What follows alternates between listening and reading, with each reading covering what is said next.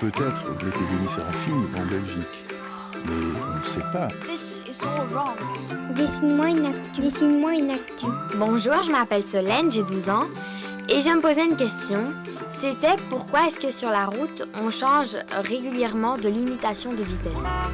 En Belgique, le premier code de la route est apparu en 1921 et c'est lui qui fixe les grandes règles de circulation. Quand on est en agglomération, donc dans un lieu habité, la règle générale est qu'on ne peut pas dépasser les 50 km/h. En Wallonie, hors agglomération, donc dans des zones inhabitées, c'est 90 km/h.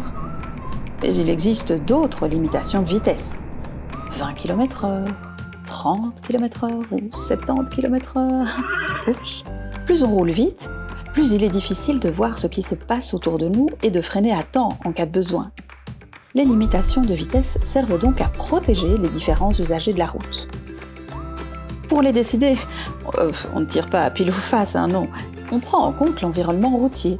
Est-ce qu'il y a des écoles, des magasins, beaucoup d'habitations? Et qu'en est-il du passage des voitures, des camions, mais aussi des cyclistes et des piétons? Dans les endroits où il peut y avoir vraiment beaucoup de piétons, comme autour des écoles, on va mettre du 30 km/h. Comme les automobilistes doivent rouler lentement, c'est plus facile pour eux de bien les voir.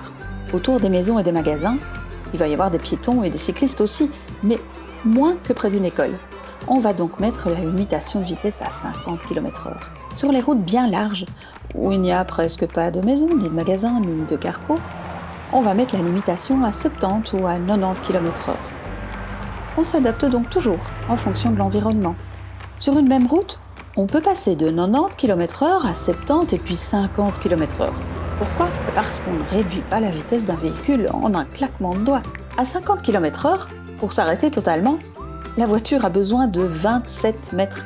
C'est à peu près la longueur d'un terrain de basket, si le sol est sec. S'il est mouillé, c'est 33 mètres.